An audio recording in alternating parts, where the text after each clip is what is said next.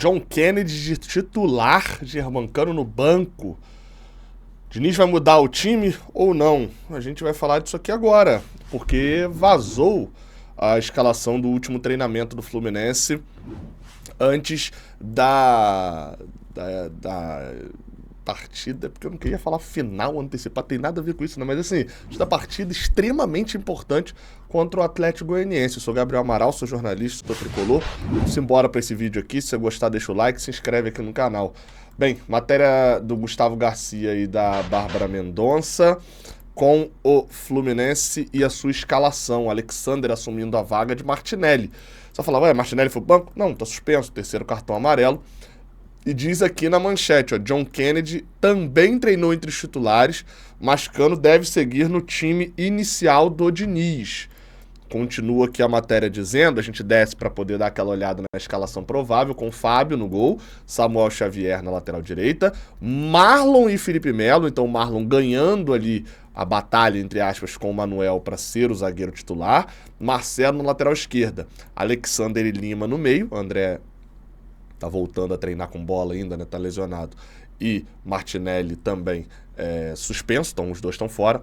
Lima e Alexander com Ganso. Keno voltando, assim como Felipe Melo, depois de ficar fora do jogo contra o Botafogo.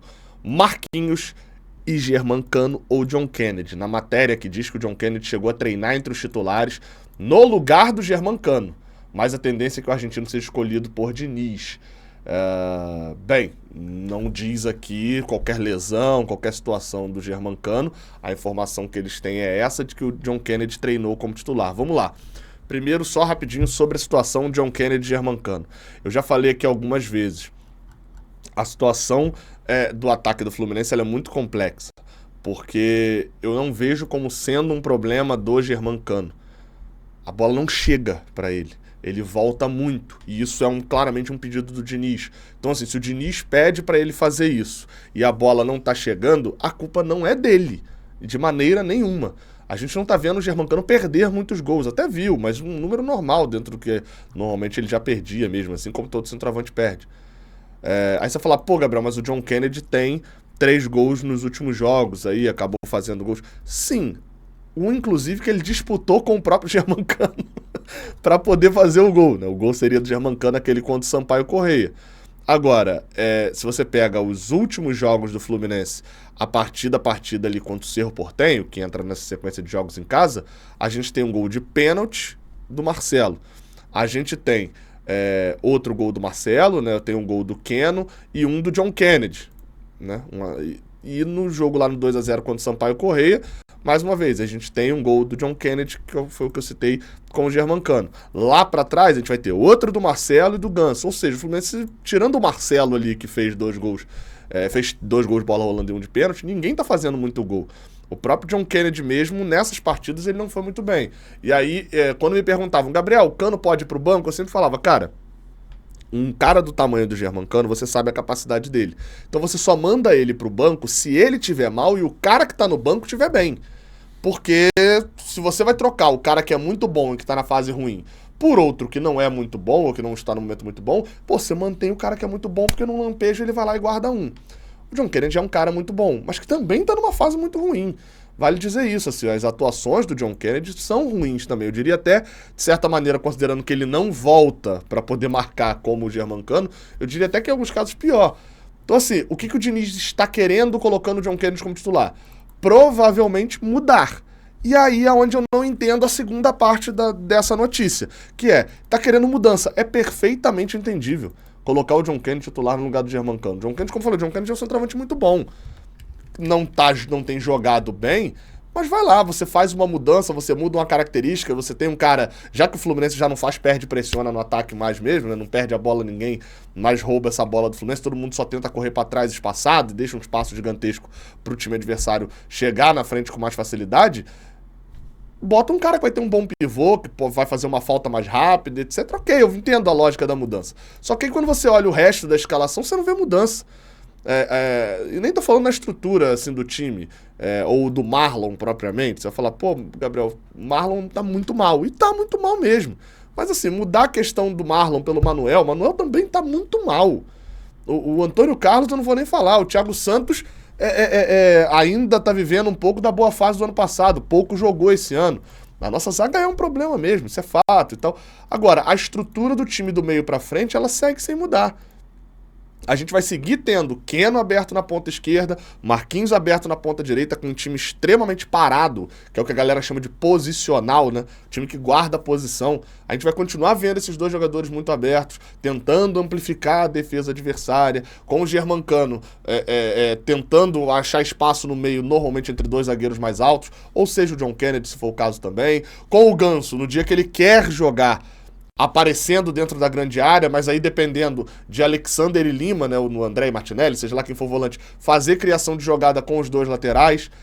O jogo hoje do Fluminense, a criação do Fluminense hoje, dessa maneira como o Diniz tem escalado, ela é óbvia. Óbvia no sentido de que depende muito dos laterais ou de uma finalização, de uma jogada individual. Não é à toa o Marcelo ter 2 gols de bola rolando, né? Tô tirando aqui o gol de pênalti.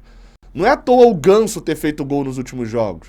Não é à toa que o gol do Keno seja num peixinho de uma bola rebatida dentro da grande área. O Fluminense é um time que está meio óbvio.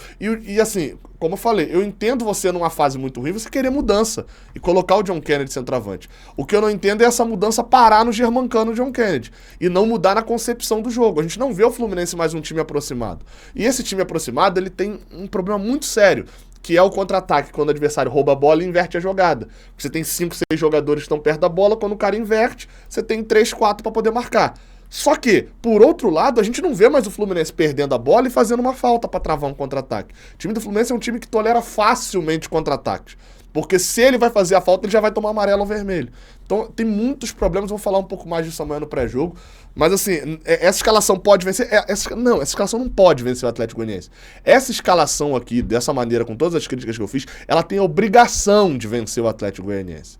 Com todo o respeito ao Atlético Goianiense. Mas eles sabem disso. O investimento que eles fizeram pro ano, o pensamento que eles têm de Campeonato Brasileiro, não envolve ganhar o Fluminense dentro do Maracanã.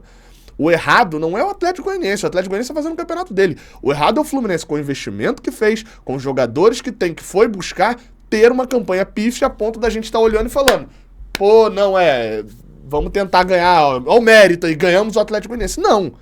Né? O Fluminense tem a obrigação, mesmo com esses erros. E aí a gente fala de desempenho de jogador também.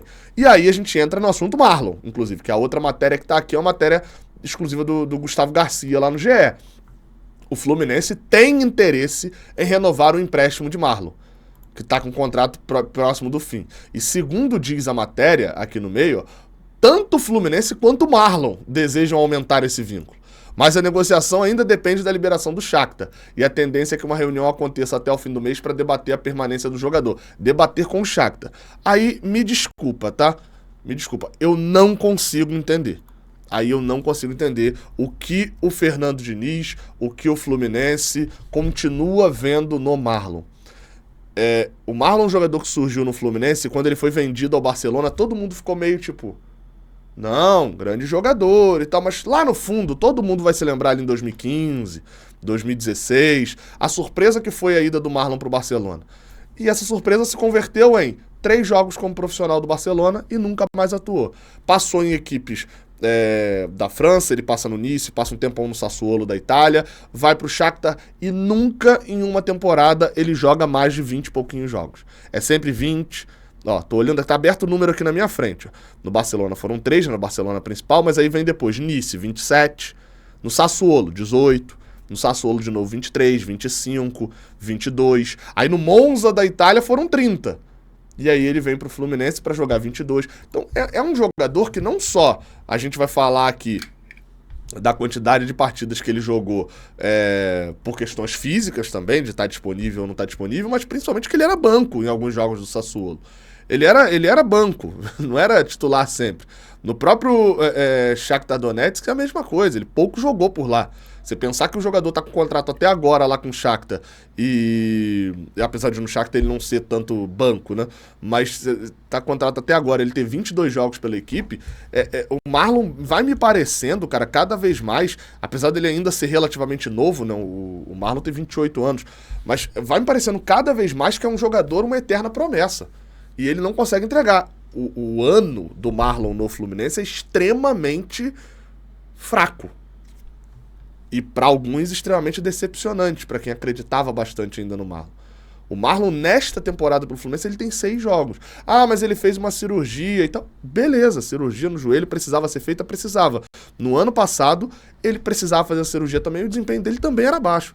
E mesmo assim, olharam um erro de avaliação de olhar para o Marlon e falar, ele vai substituir o Nino. E continuam insistindo nisso. O Marlon é um jogador de... Eu acho o Marlon um pouco abaixo do que as pessoas avaliam. Não acho um ótimo zagueiro. Qualidade técnica, acho que se vende muito dessa maneira, mas não entrega dessa maneira. Pode se virar um jogadoraço agora do meio pro final do ano e eu vou ser o primeiro aqui que tá aplaudindo e comemorando a convocação dele para a seleção brasileira. Mas aí, né, se eu for esperar isso acontecer para dar a minha opinião, aí vocês não precisam vir aqui me assistir, vocês já sabem o que tá acontecendo, né? Na minha opinião, é um erro do Fluminense. O Marlon não ganha pouco, é bom lembrar esse fato também. O Marlon tá vindo de contratos seguidos na Europa. É Sassuolo, Shakhtar, tinha passado pelo Nice. O Marlon não ganha 100 mil reais. O Marlon não ganha 200 mil reais. E empréstimos como desse tipo vão ocupando mais um espaço na folha salarial. Mais um espaço para poder tornar o Fluminense top 5 de folhas no Brasil. E o problema não é resolvido. Pô, Gabriel, mas o Thiago Silva tá vindo aí. Exato. O Thiago Silva vai jogar ao lado do Felipe Melo. A gente sabe que com o Felipe Melo no time, a gente não pode ter 2 zagueiros, tem que ter 3. Porque metade dos jogos é outro zagueiro que joga. Você hoje está confiante de que o Marlon entraria no segundo tempo de todos os jogos no lugar do Felipe Melo e faria uma boa partida? Eu já não era muito quando ele veio. Vendo ele atuando no Fluminense esse último ano inteiro, eu tenho certeza de que isso não dá certo. Pode dar certo? Pode, porque nem tudo que eu tenho certeza acontece. Minha avaliação não é sempre precisa. Mas assim, me parece que não vai dar certo. Então, acho um erro. O Marlon quer renovar? Provavelmente quer. Eu acho que ele hoje não consegue um bom contrato no Brasil. Mas vamos ver, cara. Vamos ver como é que vai andar. Mas assim, a zaga do Fluminense, eu falo isso daqui desde a saída do Nino. A zaga do Fluminense é um departamento que me preocupa. Porque ela não gera preocupação em mim desde 2020. E desde 2020 quem estava lá? O Nino. Quando sai essa base sólida, o Fluminense precisa ter bases sólidas. O Felipe Melo foi uma base sólida. Hoje ele é uma base que não é tão sólida, mas ele é base, é importante e tal. Mas ele não é, né? Enfim, a gente sabe como funciona a situação. O Melo não aguenta jogar o tempo inteiro. O Fluminense ficou com o Manuel, um jogador que já vinha numa queda técnica e física até ficar 8 meses parado por conta do doping lá, que ele não fez, inclusive foi contaminação sem querer, mas volta. E volta jogando isso que vocês têm visto, com pouquíssima mobilidade, com uma falta de ímpeto físico em vários lances, correndo ali sempre muito mais atrasado que os atacantes. O outro é o Marlon, o Antônio Carlos, que se mostra cada vez mais uma opção errada, uma escolha errada do próprio Fernando Diniz, tal qual foram outras ao longo desse ano, como Douglas Costa e Terãs, que ele mesmo pede para contratar e pouco utiliza. E a gente vai ficando com o Marlon, além do Thiago Santos, que a gente sabe que tem limitações. Então assim, me preocupa muito a zaga do Fluminense, porque o Thiago Silva toma cartão amarelo, gente. Ele é suspenso de vez em quando. O Thiago Silva toma cartão vermelho. O Thiago Silva pode ter uma lesão. O Thiago Silva fica gripado. E a gente precisa ter base sólida no banco. Hoje o que a gente tem não me convence. Vamos fechar aqui a última notícia. Essa também é bem complicada. Eu tô áspero, né? Tô áspero aqui nesse ponto. O pessoal dá os créditos aqui da tradução, né? O pessoal do perfil da Central, né?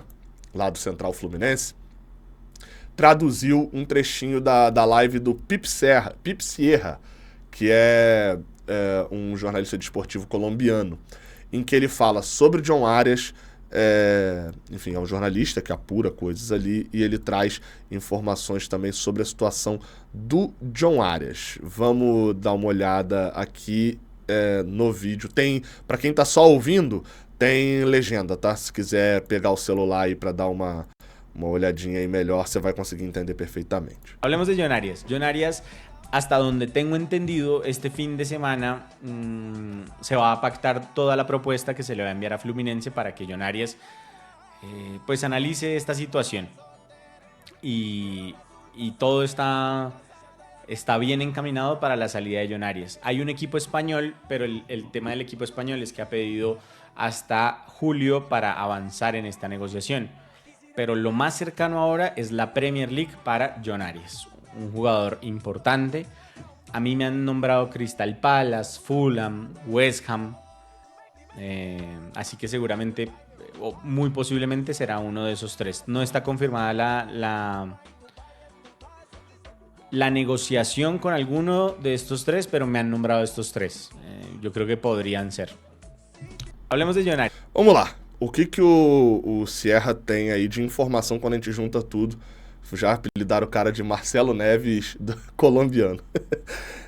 Vamos lá, tá? A gente tem que separar as informações do cara. Ele tem informação de que a saída do John Arias está praticamente certa. Ponto. Primeira informação. Segunda informação que ele tem, que tem um time espanhol, mas esse time espanhol pediu até julho para poder negociar. Então, ponto, não é esse time espanhol, porque está praticamente certo. E ele está falando que o time pediu até julho para negociar, porque a negociação está fechada, então não é para o time espanhol, é para o time da Inglaterra. Ele fala que falaram para ele 3 times. Fulham, Crystal Palace e... Cadê o outro time aqui? E o West Ham. 3 times de Londres. Mas ele diz que não garante que são nenhum desses 3. Então, esses 3 podem ter feito sondagem, mas não necessariamente são esses 3. Ou seja, o que mais me preocupa é que, provavelmente, há uma movimentação geral de que o John Arias sai. A gente precisa saber valores. O que mais interessa nesse momento é saber valores. Enfim, vamos aguardar. Mas é um jornalista colombiano que tem apurado algumas informações. Vamos ficar de olho para saber valores, porque o Fluminense tem metade de John Arias, né? E a gente sabe que uma proposta do West Ham, do Crystal Palace, do Fulham, lembrando que o Crystal Palace pertence ao John Textor, né? Que é dono do Botafogo também. Ele é acionista do Crystal Palace também, né? Ficar de olho. Ficar de olho porque a gente precisa saber quanto a gente ganharia nisso também. Muda completamente a análise, né? Tamo junto. Até a próxima. Deixa o like aqui embaixo, se inscreve aqui no canal. Valeu.